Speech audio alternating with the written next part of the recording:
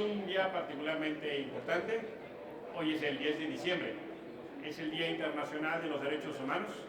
Hace 61 años, la Asamblea General de la Organización de las Naciones Unidas, la ONU, decretó este día como el Día Internacional de los Derechos Humanos en el marco de la aprobación de la Declaración Universal.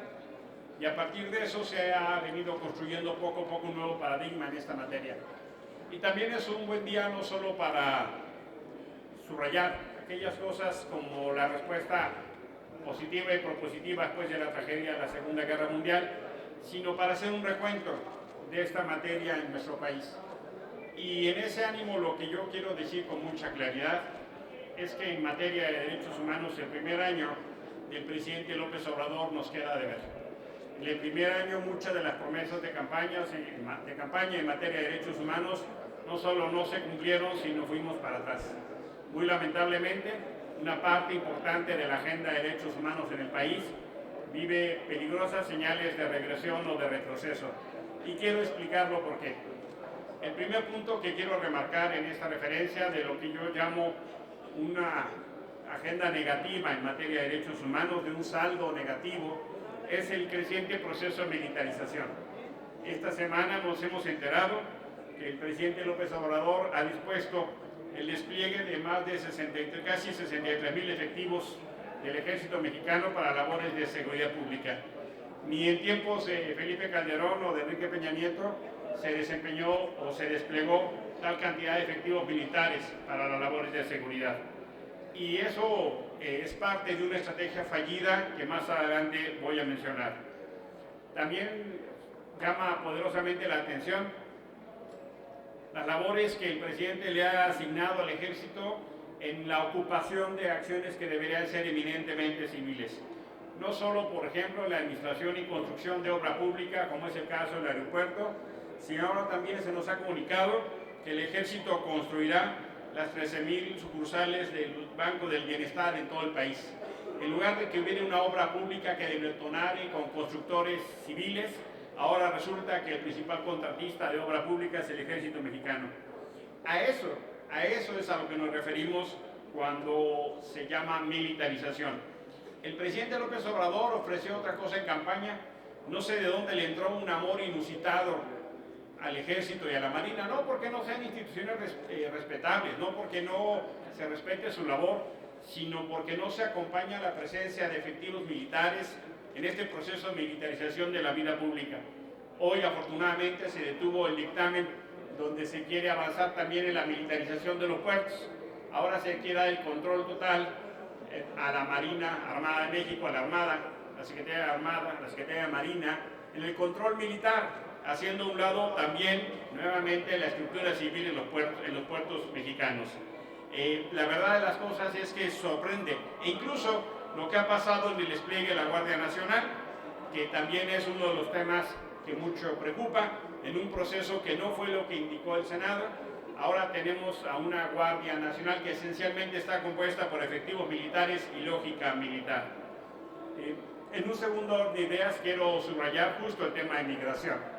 Y el tema de migración en un asunto extraordinariamente preocupante, la administración de Andrés Manuel López Obrador ha decidido hacer la agenda de Trump. Ha decidido que la Guardia Nacional sea ese muro de Trump, ha decidido que México sí pague el muro, y estamos conteniendo a la migración con Guardia Nacional y el Ejército como nunca se había hecho. Se ha generado entonces en la agenda de la migración una agenda de seguridad nacional y no una agenda de solidaridad o seguridad humana. Me parece eso extraordinariamente preocupante. México ha deportado este año un número récord de personas centroamericanas, como ni siquiera lo había hecho la administración de Enrique Peña Nieto, que tenía los números más altos. El tercer tema que me parece importante mencionar en este déficit es lo que ha venido pasando en materia de política pública de atención a víctimas. Hay una enorme deficiencia en el trabajo de la atención de esta administración. Va para enero, se cumple un año de la instalación de la Comisión de la Verdad del caso Ayotzinapa, y lamentablemente no tenemos resultados.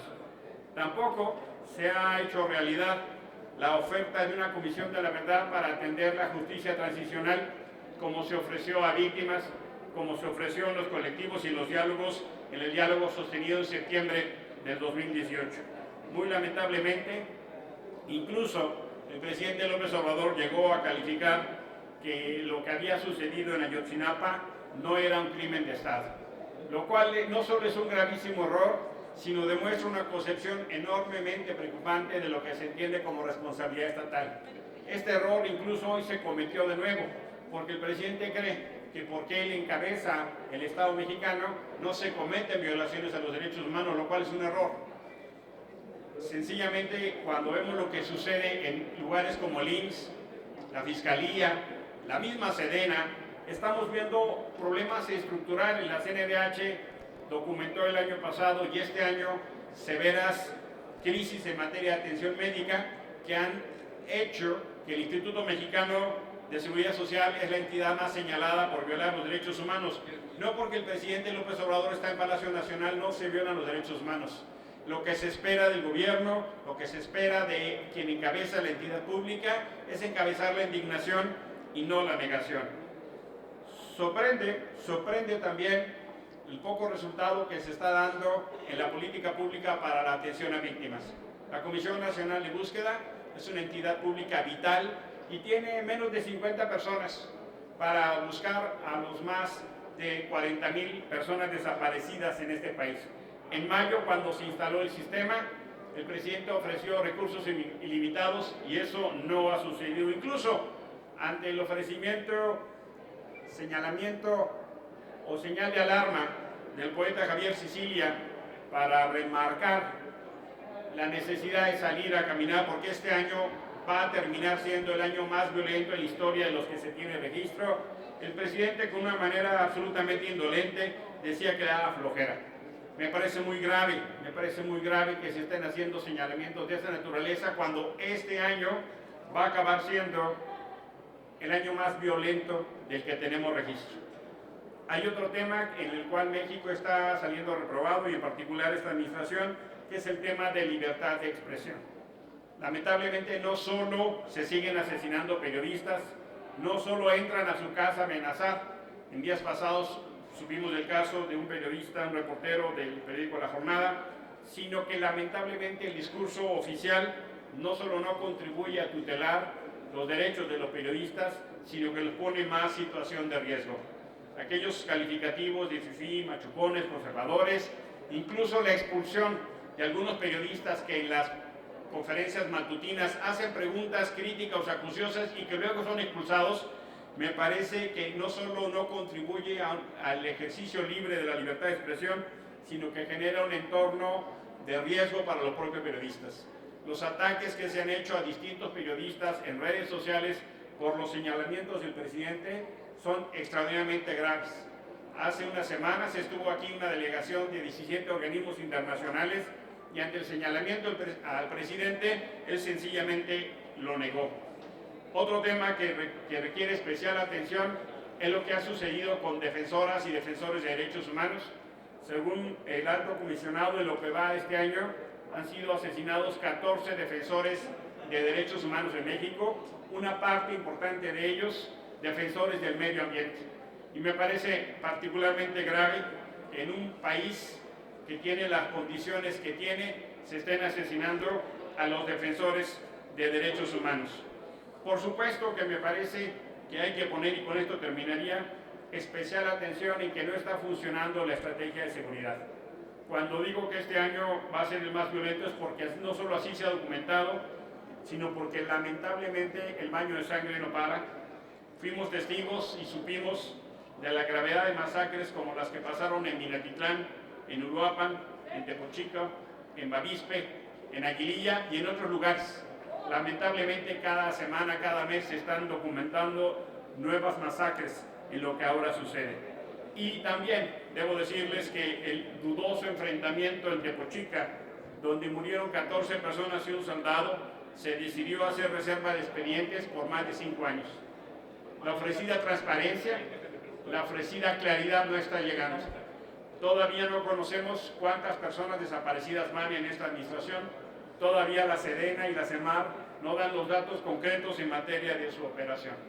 Y no quiero terminar sin mencionar en este recuento el Culiacanazo, lo que demuestra como la cereza del pastel de una estrategia que no está funcionando. Por eso, me parece que hay elementos suficientes para decir, este año muy lamentablemente es un año negativo, de balance negativo en materia de derechos humanos. Es indispensable que el gobierno federal encabece la indignación, no que encabece la negación. Es indispensable trabajar con las organizaciones de la sociedad civil, no atacarles. Es indispensable escuchar a las voces críticas, no señalarlas y ponerlas en riesgo. Me parece que todavía hay condición para que la política pública en la materia pueda estar a la altura no solo de los compromisos internacionales, sino lo que México necesita en cumplimiento de su Constitución y la dignidad de sus pobladores. Muchísimas gracias por su atención. Es todo en cuanto se tendría que decir. Hoy habrá que estar muy atentos. Hoy está la discusión del tema de la CEA. Hoy 10 de diciembre, si se quiere hacer un mensaje congruente, tendría que ponerse una persona que respetara los derechos de las víctimas. Me parece muy claramente que no se está cumpliendo en algunos de los casos lo que la ley pide. Lo vamos a discutir más adelante, pero lo que resulta grave es que el Senado no está atendiendo lo que pidieron a pedir la mayoría de colectivos y víctimas que no fueron escuchados en la Secretaría de Gobernación, de que esta terna se rechazara. Sí, parece ser que esa no es la voluntad, por lo menos que el Senado no viole la ley, como sucedió en el muy lamentable espectáculo de la CNDH. Muchísimas gracias por su atención. Gracias, senador. Muy buenas tardes.